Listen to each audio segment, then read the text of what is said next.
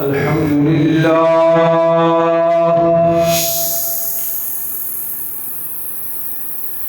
الحمد لله وكفى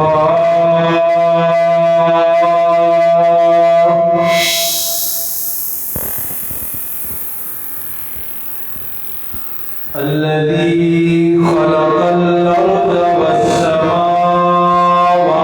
العلى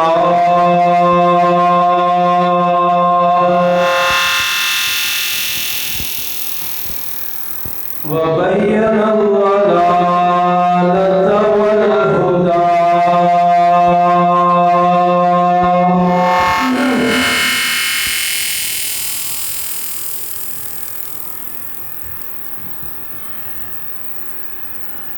لا شريك له في الأرض ولا في السماء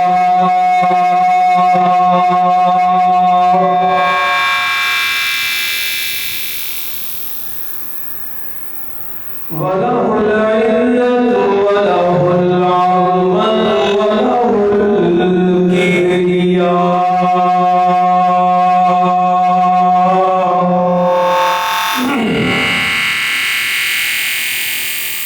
وعليه التوكل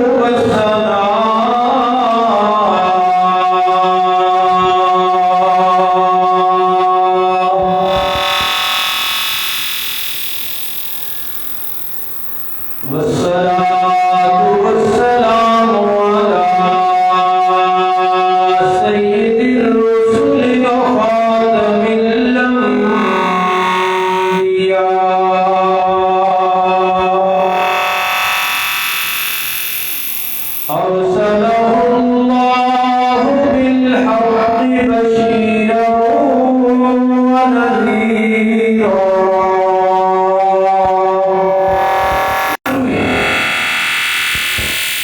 وداعيا إلى الله بإذنه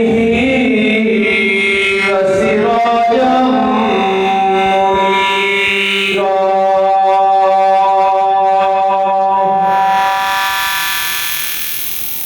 وعلى آله وأصحابه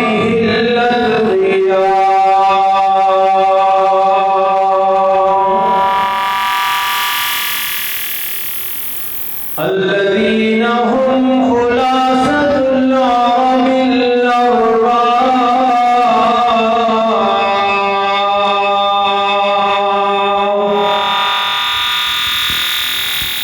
وخير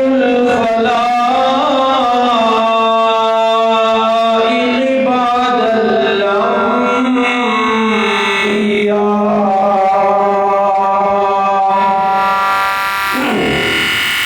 الأنبياء أما بعد فأعوذ بالله من الشيطان الرجيم بسم الله الرحمن الرحيم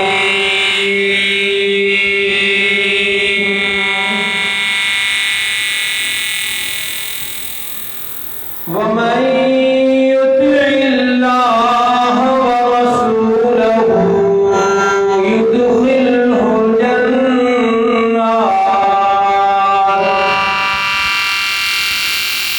جنات تجري من تحتها الأنهار خالدين فيها وذلك الفوز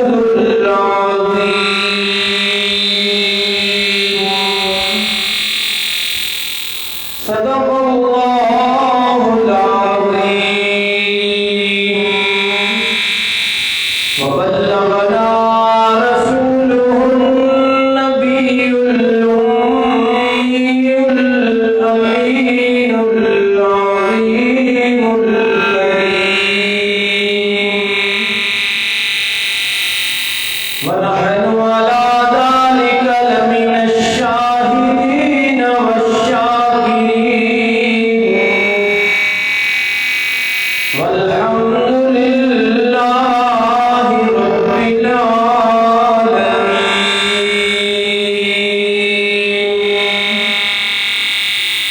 اللهم صل على محمد وعلى آل محمد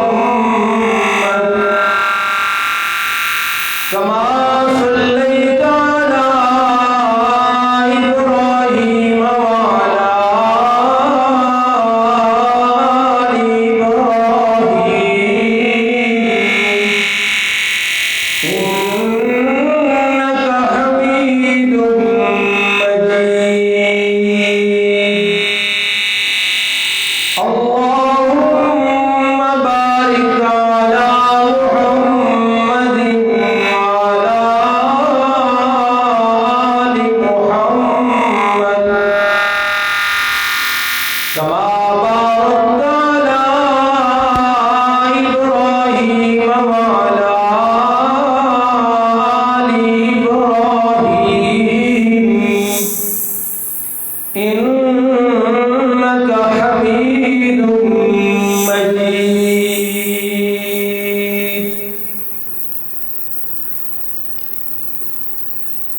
انتہائی واجب الاحترام ناظرین کرام،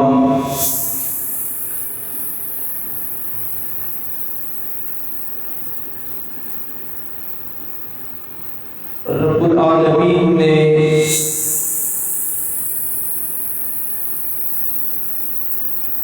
انسان بنائے اور اس کائنات میں بھیجے،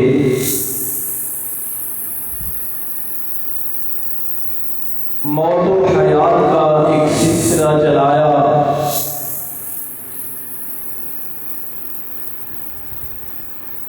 اور قرآن حکیم میں یہ واضح فرمایا کہ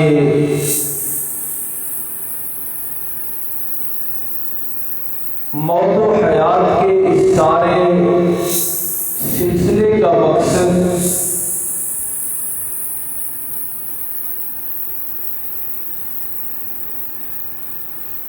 اعمال چیک کرنا ہے، لِيَبْلُوَكُمْ أَيُّكُمْ أَحْسَنُ عَمَلًا،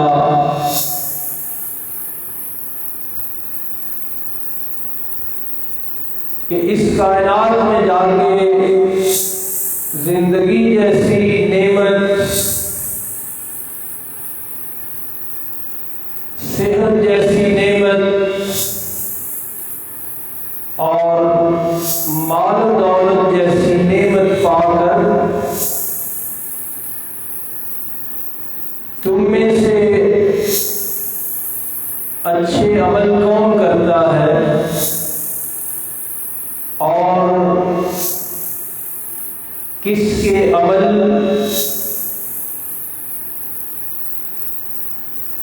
برے ہیں، معیار سے نیچے گرے ہوئے ہیں.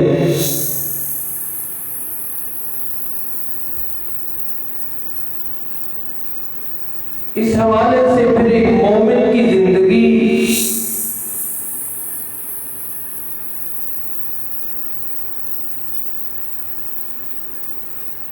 پابندیوں والی زندگی ہوتی ہے.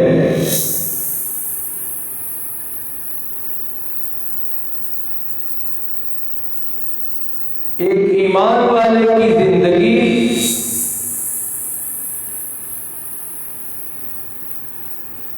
رب العالمین کے نازل کیے ہوئے قوانین کی پابند زندگی ہوتی ہے.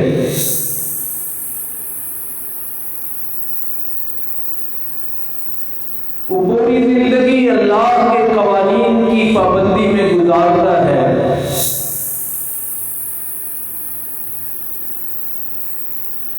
وہ زندگی کے کسی موڑ پر، زندگی کے کسی مرحلے پر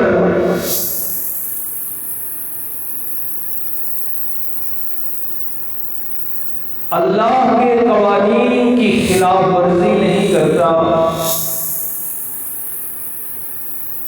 اس کے لیل و نہار رب العالمین کے قوانین کے پابند ہوتے ہیں، اس کے شب و روز اپنے مالک کی مرضیوں کے پابند ہوتے ہیں۔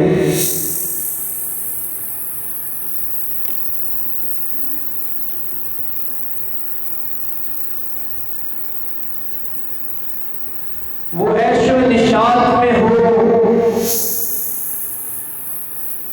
تب بھی اللہ کے قوانین کی پابندی کرتا ہے، وہ غیظ و غضب کے مرحلوں سے گزر رہا ہو تب بھی اللہ کے قوانین کی پابندی کرتا ہے۔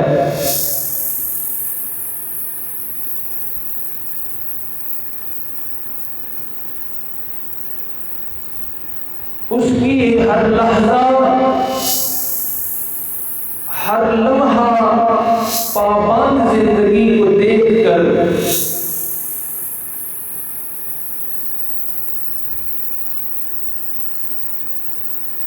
ذہن میں سوال ابھرتا ہے کہ اس سے ملنا کیا ہے۔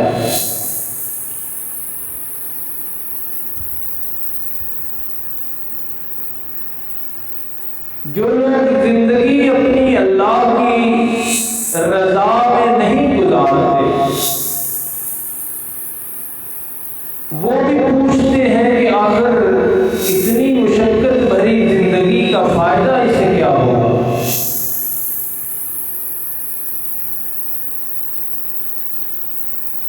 جنہیں خدا اور رسول یاد نہیں، وہ بظاہر دنیا کی عیش و عشرت میں بڑے خوش اور اپنے آپ کو بڑے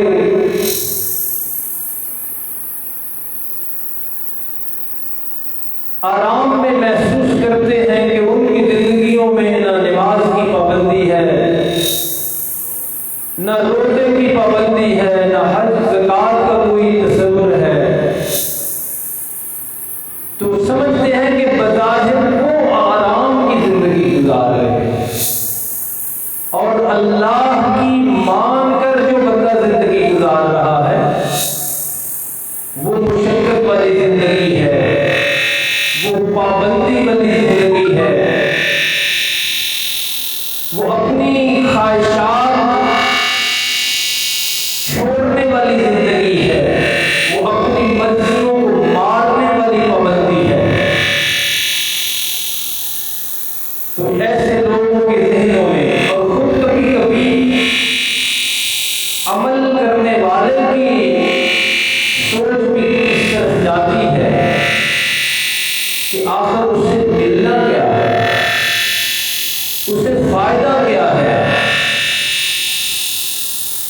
تو آج مختصر گفتگو میں قرآن مجید کی روشنی میں اور احادیث کی روشنی میں ہم نے یہی دیکھنا ہے کہ پابند زندگی گزارنے والے کو ملنا کیا ہے، مرضیاں چھوڑنے والے کو آخر ملنا کیا ہے، خواہشات دبا جانے والے کو انعام کیا ملنا ہے۔ تو قرآن حکیم خوب ہمیں اس سوال کا جواب دیتا ہے، اور ایک پابند مسلمان، ایک باعمل مسلمان کو مزید حوصلہ ملتا ہے، مزید شوق ابھرتا ہے کہ ہاں میری منزل بڑی روشن ہے، میرا انعام بہت بڑا ہے۔ چنانچہ دیکھیے قرآن حکیم کی چند آیات، فرمایا وَمَن يُطِعِ اللَّهَ وَرَسُولَهُ، دو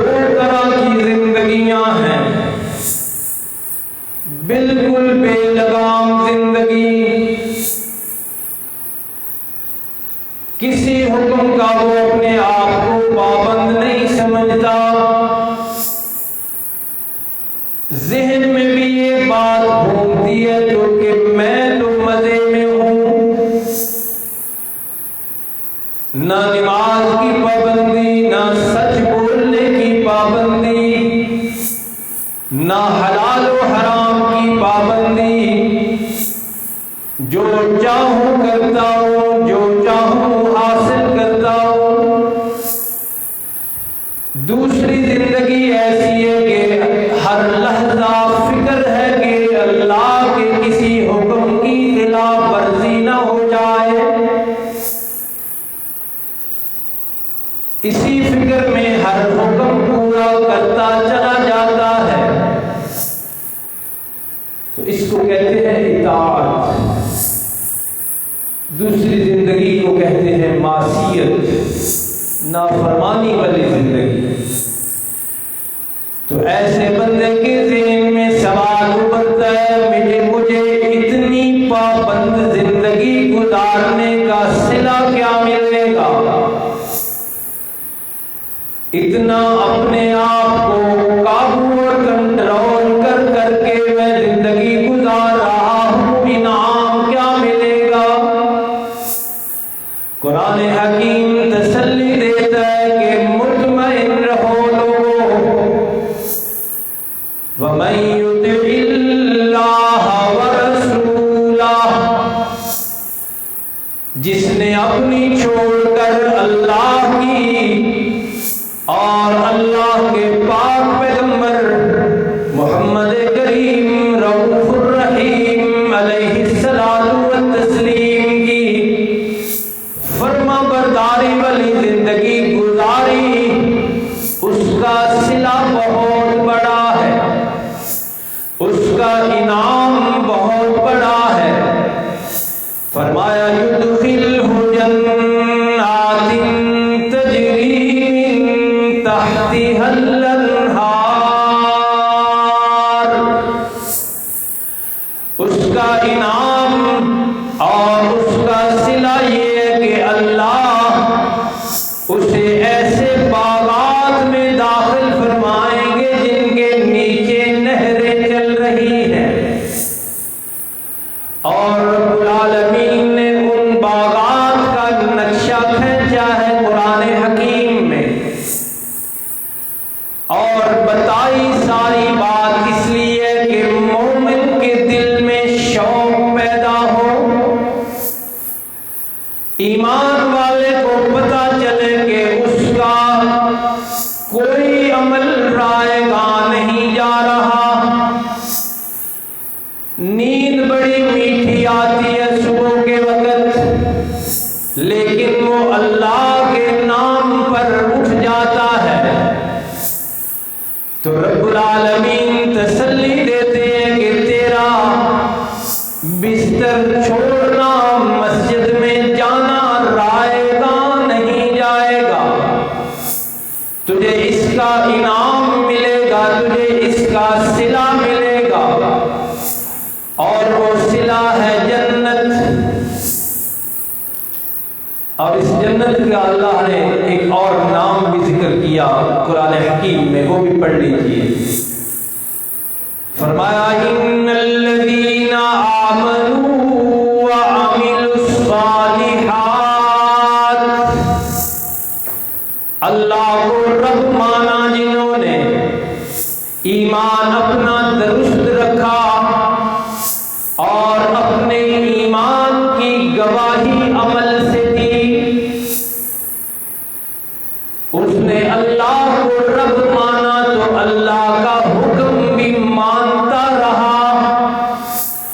فرمایا کانت لہم جنات الفردوس نزلا، ان کا ایک ایک عمل اللہ نے ریکارڈ میں لائے ہیں، اللہ ریکارڈ بنا رہے ہیں، کوئی عمل بھی اللہ کے ریکارڈ سے چھوٹ نہیں سکتا۔ فرمایا فَمَن يَعْمَلْ مِثْقَالَ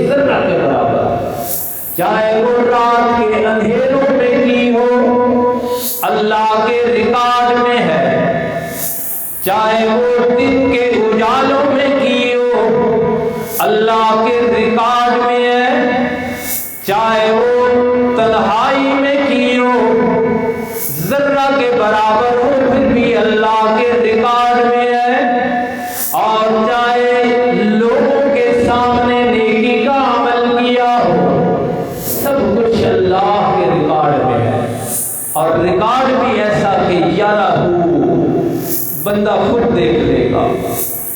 آپ میں سے ماشاءاللہ جتنے بھی پابند نمازی ہیں کسی کو یاد نہیں کہ کتنی نمازیں اس نے پڑھی ہیں، لیکن اللہ کو یاد ہے۔ کسی کو یاد نہیں کہ اس نے روزے کتنے رکھے ہیں، لیکن اللہ نے سب کچھ محفوظ کیا۔ کسی کو یاد نہیں کہ اس نے اللہ کے راستے میں کتنی رقم آج تک دی ہے، کتنا درود پڑھا ہے، کتنا ذکر کیا ہے، لیکن اللہ کو سب کچھ یاد ہے۔ فرمایا اس طرح جو زندگی گزاریں گے کسی ایک عمل کے بارے میں بھی انہیں پریشان ہونے کی ضرورت نہیں، سب کا بدلہ ملے گا۔ اور وہ کیا ہے؟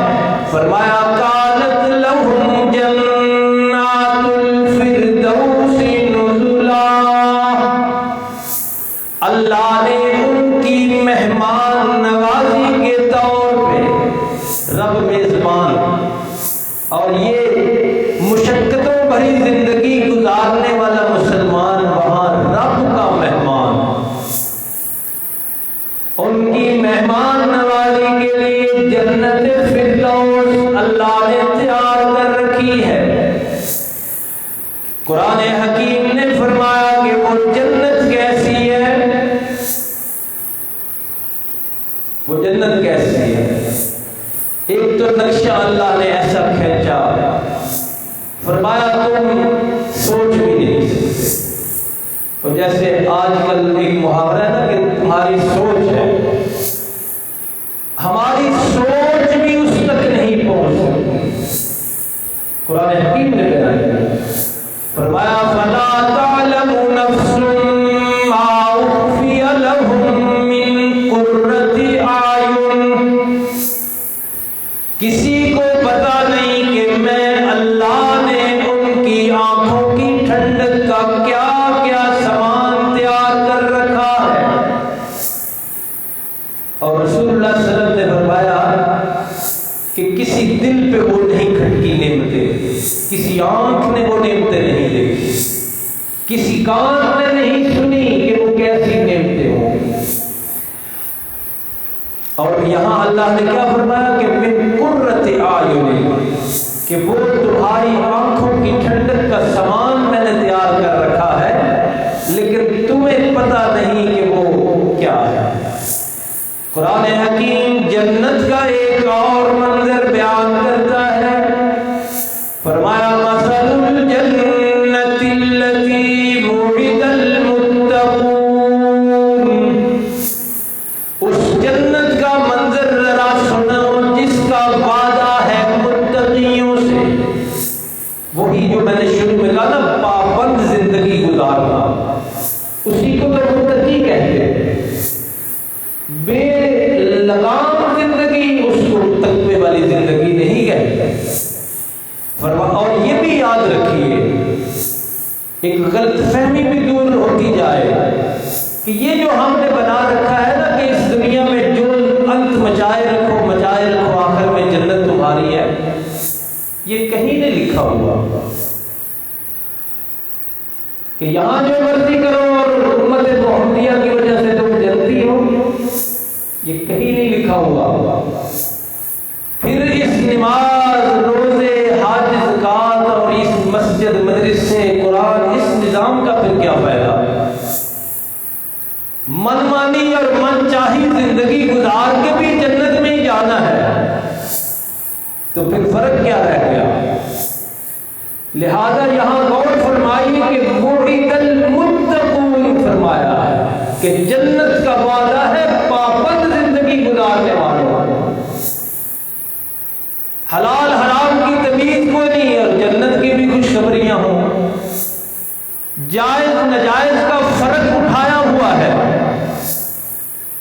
اور جنت کی خوشخبریاں بھی پھر لیے پھرتے ہیں، قرآن حکیم اس سوچ کا ساتھ نہیں دیتا۔ جنت کا منظر دیکھیے، فرمایا مثل الجنت التي وعد المتقون، متقی لوگوں سے جس جنت کا وعدہ ہے اس کا حال سنو۔ فرمایا فیہا انہار من ماء غیر آسن، اس جنت میں ایسے پانی کی نہریں ہیں کہ جو کبھی بھی باسی اور خراب نہیں ہوگا، ایسی صاف ستھری ہے، موتیوں کے کنارے اس نہروں کے، موتیوں کے کنارے۔ فرمایا وَأَنْهَارٌ مِّن لَبَنٍ لَّمْ يَتَغَيَّرْ طَعْمُهُ، پابند زندگی گزارنے والوں کو جو جنت ملنی ہے اس میں دودھ کی نہریں ہیں۔ عام طور پہ جب یہ جنت کا تذکرہ ہوتا ہے تو بڑی ضعیف اور کمزور روایتیں بھی لوگ بیان کر دیتے ہیں، لیکن آپ کو معلوم ہے الحمدللہ اس ممبر سے قرآن اور صحیح حدیث۔ تو اب دیکھیے یہ قرآن منظر بیان کر رہا ہے۔ فرمایا وَأَنْهَارٌ مِّن لَبَنٍ، 1 کلو 2 کلو نہیں، 1 گلاس دودھ کا آج کتنا مشکل ہے لینا،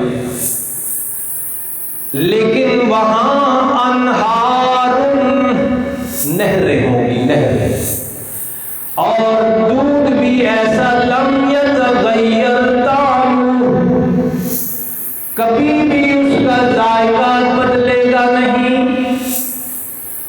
کبھی بھی اس کے ذائقے میں خرابی پیدا نہیں ہوگی۔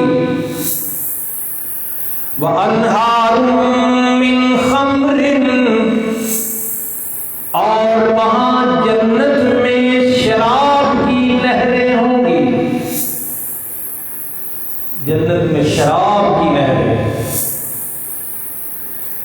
اور شراب کیسی لذت للشاربین، پینے والوں کو پورا مزہ آئے گا۔ تو یہ وہ باتیں ہیں، یہ وہ انعام ہیں جو ایک پابند زندگی والے کو لازماً اللہ نے دے رہی ہے۔ فرمایا وَأَنْهَارٌ مِّنْ عَسَلٍ مُّصَفًّى، چھانی ہوئی صاف کی ہوئی شہد کی بھی نہریں ہوں گی۔ شہد کہاں ملتا ہے اور خالص، اور قیمت کہاں پہنچی ہوئی ہے، لیکن جنت میں کلو 2 کلو نہیں، انہار، 1 بھی نہیں، پھر نہریں نہریں۔ فرمایا وَلَهُمْ فِيهَا مِن كُلِّ الثَّمَرَاتِ، متقی پابند زندگی گزارنے والے جب وہاں پہنچیں گے تو اللہ جو انعام اور صلہ عطا فرمائیں گے، ان جنتوں میں ان کے لیے ہر قسم کے پھل ہوں گے، اور اس سے بڑی بات وَمَغْفِرَةٌ مِّن رَّبِّهِمْ، اللہ سارے جنتیوں کی بخشش کا اعلان فرمائیں گے۔ حدیث پاک میں آتا ہے کہ جنتی جب جنتوں کی نعمتوں سے پوری طرح لطف اندوز ہو رہے ہوں گے نا، مزے اٹھا رہے ہوں گے، وہاں کی جوانی لازوال جوانی ہوگی، اور وہاں کا حسن لازوال حسن ہوگا۔ میرے کریم آقا صلی اللہ علیہ وسلم نے ارشاد فرمایا، جنت میں جو گروہ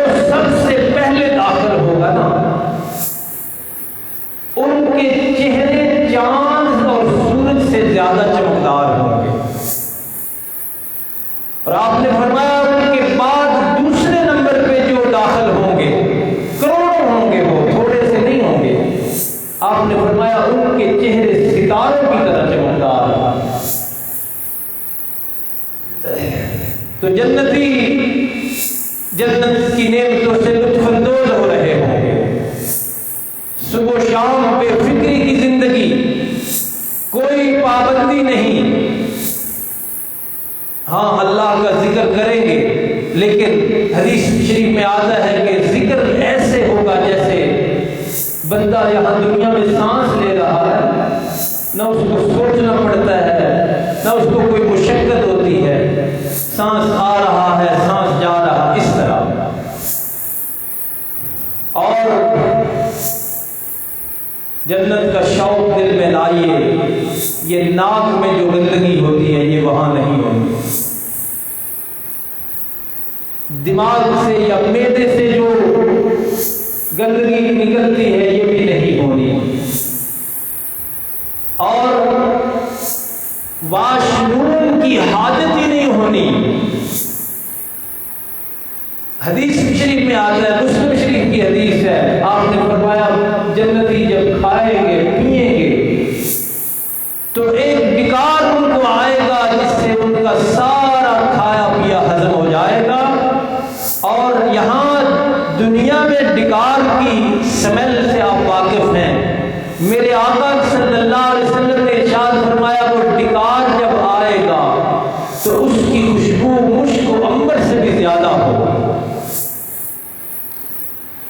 تو یہ سلسلہ چل رہا ہوگا، ایک دن اللہ رب العالمین جنتیوں سے ہم کلام ہوں گے، بات کریں گے اور پوچھیں گے کہ دنیا میں تم پابند زندگی گزار کے آئے ہو، مشقتوں بھری زندگی گزار کے آئے ہو، یہاں نعمتیں ملی ہیں تمہیں، راضی ہو، خوش ہو؟ تو جنتی کہیں گے کہ یا اللہ کمی تو کوئی نہیں، خوش ہی خوش ہیں، لازوال حسن ہے، لافانی جوانی ہے، اور کسی نعمت کے ختم ہونے کا کوئی اندیشہ نہیں۔ آپ سنتے رہتے خالدین فیہا، اکثر آتا ہے کہ لوگوں تسلی رکھو یہاں سے کوئی تمہیں نکالے گا بھی نہیں۔ اور یہ ایک پہلو بھی بڑا ہی شوق والا پہلو ہے کہ وہاں جا کے نکلنا نہیں، کوئی اندیشہ، کوئی سوچ کبھی ذہن میں نہیں آنی کہ ہائے یہ نعمت ختم نہ ہو جائے۔ تو سارے جنتی کہیں گے یا اللہ کمی کوئی نہیں، راضی ہی راضی ہے، خوش ہی خوش ہے۔ تو پروردگار عالم فرمائیں گے کہ اچھا تم اگر خوش ہو تو آج سے میرا یہ اعلان ہے کہ میں بھی تم سب پہ راضی ہوں۔ تو رسول اللہ صلی اللہ علیہ وسلم نے ارشاد فرمایا جنتیوں کی پہلی ساری خوشی ختم ہو جائے گی اور وہ سمجھیں گے کہ مالک کی طرف سے یہ اعلان کہ میں تم سے راضی ہوں، اس سے بڑی ہمیں کوئی آج تک نعمت نہیں ملی اس سے پہلے۔ تو رسول اللہ صلی اللہ علیہ وسلم کے ارشادات میں بھی کافی صحیح احادیث میں بھی کافی تذکرہ ہے جنت کا، لیکن یہ میں نے ذکر اس لیے کیا کہ تازہ ہو جائے ذرا شوق کہ ہم جو اعمال کرنے والے ہیں تو ہمیں یاد رکھنا چاہیے کہ ہمارے ایک ایک عمل کی اللہ کی نظر میں بڑی قدر ہے، اللہ نے اس کا صلہ دینا ہے، اس کا انعام دینا ہے۔ لیکن یاد رکھیے دوستو، ہر پہلو واضح کرنا ہماری ذمہ داری ہے۔ جنت کا داخلہ آسان نہیں ہے، جنت میں جانے کے لیے بڑی محنت، بڑی کوشش کرنی ہے، اور وہ ہے عمل والی زندگی، اللہ کی فرما برداری والی زندگی، رسول کائنات صلی اللہ علیہ وسلم کی فرما برداری والی زندگی۔ اور میں آپ صلی اللہ علیہ وسلم کی احادیث کی روشنی میں ہی بتا دوں، آپ کی خدمت میں عرض کر دوں کہ آپ نے خود فرمایا ہے کہ کچھ لوگ جنت میں نہیں جائیں گے۔ یہ دوڑ کے جانے والا کام نہیں ہے، وہ کون ہے؟ آپ نے فرمایا شرابی جنت میں نہیں جائے گا۔ اگر چلا جائے تو پھر ارشاد تو سچا نہ ہوا، ارشاد سچا اور برحق ہے۔ آپ نے فرمایا شرابی جنت میں نہیں جائے گا۔ میرے کریم آقا صلی اللہ علیہ وسلم نے ارشاد فرمایا زانی جنت میں نہیں جائے گا۔